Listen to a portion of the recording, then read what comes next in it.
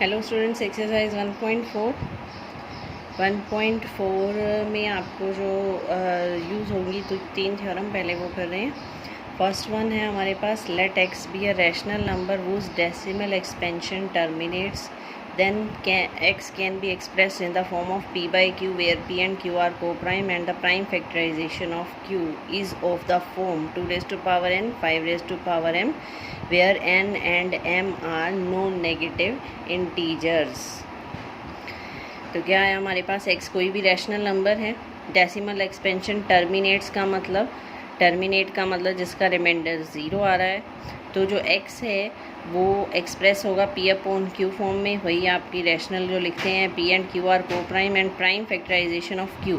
अब ये मेन है लाइन आपकी, जो आपके क्वेश्चंस हम सॉल्व करेंगे।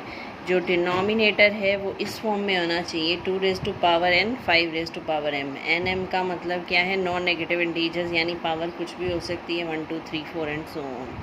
तो जो डिनोमिनेटर है, अगर आपको ये शो करना है कि टर्मिनेट है, तो आपको ये शो करना है कि जो डिनोमिनेटर है वो 2 और 5 की पावर की फॉर्म में होगा।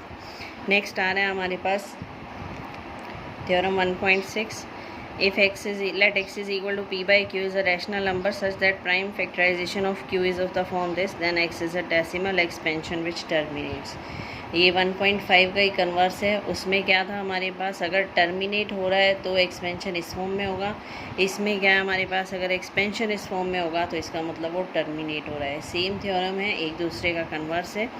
नेक्स्ट है theorem 1.7, let x is equal to p by q be a rational number, prime factorization of q is not of the form this one. अगर डिनोमिनेटर इस फॉर्म में नहीं है, 2 raise to power n 5 raise to power m, then x has a decimal expansion which is non terminating and repeating. तो x का जो decimal expansion होगा वो क्या होगा, नॉन टर्मिनेटिंग एंड रिपीटिंग। हमारे पास क्या होता है, जो रैशनल नंबर होते हैं वो हमारे पास 2 टाइप के होते हैं। एक तो टर्मिनेटिंग होते हैं और दूसरे क्या होते हैं, नॉन टर्मिनेटिंग एंड रिपीटिंग। तो अभी तक हमने टर्मिनेट वाला किया था कि अगर डिनोमिनेटर इस फॉर्म में है तो वो टर्मिनेट हो जाएगा। अब ये कह रहा है if q is not of the form this one, then x has a decimal expansion which is non terminating and repeating. अगर वो इस फॉर्म में नहीं है, यानी इसके अलावा और कोई फैक्टर भी है, 3 है, 7 है, तो इसका मतलब क्या है, ये नॉन टर्मिनेटिंग रिपीटिंग हुआ।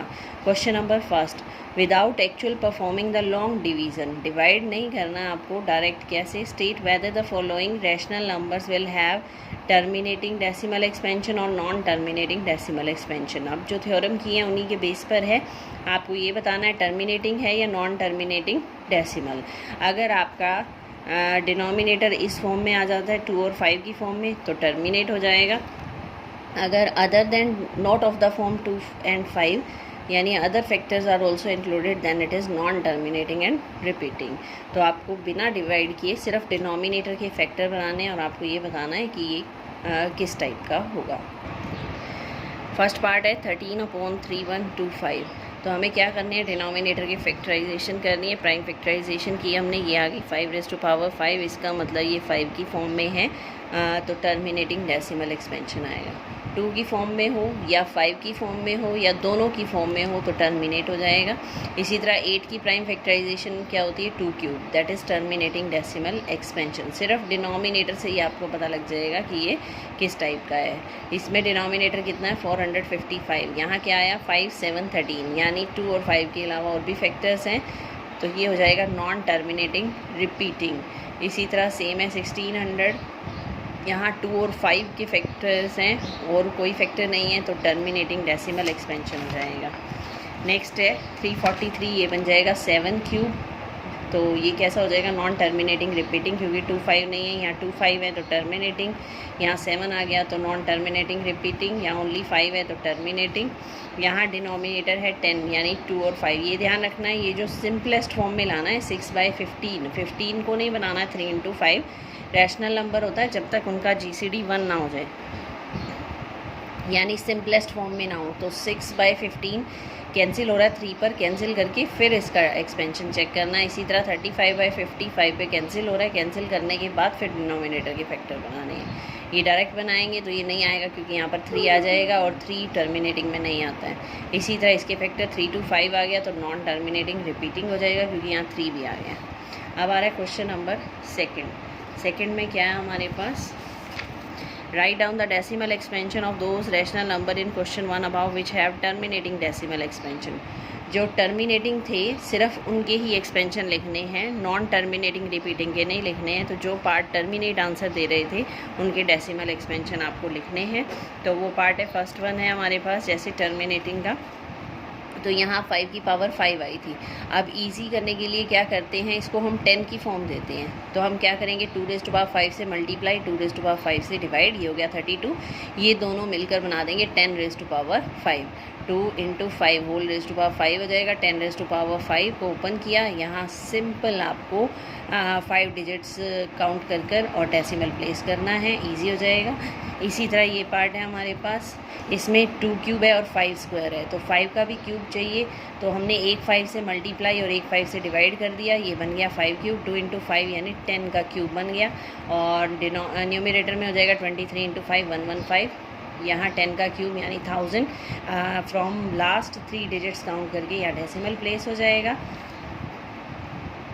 इसी तरह ये है 6/15 2/5 5 है, यहाँ 10 लाना है, 2 से मल्टीप्लाई 2 से डिवाइड। यहाँ 2 क्यूब है, 5 क्यूब से मल्टीप्लाई 5 क्यूब से डिवाइड, ये हो जाएगा 10 क्यूब। न्यूमरेटर को मल्टीप्लाई कर देंगे, फिर 10 क्यूब के अकॉर्डिंग डेसिमल प्लेस कर देंगे। यहाँ 50 है तो 10 की फॉर्म में लाना है, तो 2 से मल्टीप्लाई डिवाइड 100 हो जाएगा। यहाँ पर 6⁻6 है, यहाँ पर क्या करेंगे 2⁻6 आएगा। 2⁻6 है, यहाँ 5 का स्क्वायर है तो 5 की पावर भी 6 बनानी है। तो हमने क्या किया 5⁻4 से मल्टीप्लाई 5⁻4 से डिवाइड, ये बन जाएगा 5⁻6। 2 × 5 10⁻6 बन जाएगा। और न्यूमरेटर में जो भी है उसको मल्टीप्लाई कर देंगे, तो 10⁻6 को ओपन किया, इसके अकॉर्डिंग यहाँ पर डेसिमल प्लेस करना है। ये था आपका क्वेश्चन नंबर सेकेंड। अब आ रहा है हमारे पास क्वेश्चन नंबर थर्ड में क्या करना है आपको, थर्ड में हमें 3 नंबर दिए हुए हैं। The following real numbers have decimal expansions as given below. अब आपको डेसिमल एक्सपेंशन दे रखे हैं। In each case decide whether they are rational or not. आपको ये डिसाइड करना है कि ये रैशनल नंबर है या नहीं है। If they are rational and of the form p/q, what can you say about prime factors of q। q का मतलब डिनोमिनेटर के बारे में आप क्या कह सकते हैं। सबसे पहले तो देखते हैं रैशनल कौन से हैं। ये कौन सा है, टर्मिनेटिंग यानी रैशनल हो गया। ये है non terminating and non repeating, तो ये हो गया इरेशनल। ये है नॉन टर्मिनेटिंग एंड रिपीटिंग, बार लग गया ना, तो ये है नॉन टर्मिनेटिंग रिपीटिंग, ये बन जाएगा रैशनल। अब जो रैशनल है इरेशनल है उसके बारे में कुछ नहीं कहना आपको। जो 2 रैशनल नंबर हैं उसमें q यानी डिनोमिनेटर के बारे में आप क्या कह सकते हैं, अकॉर्डिंग टू वो जो थ्योरम अभी हमने की है उसके अकॉर्डिंग रीज़न देने। तो फर्स्ट वन क्या है हमारे पास, टर्मिनेटिंग है, रैशनल नंबर है।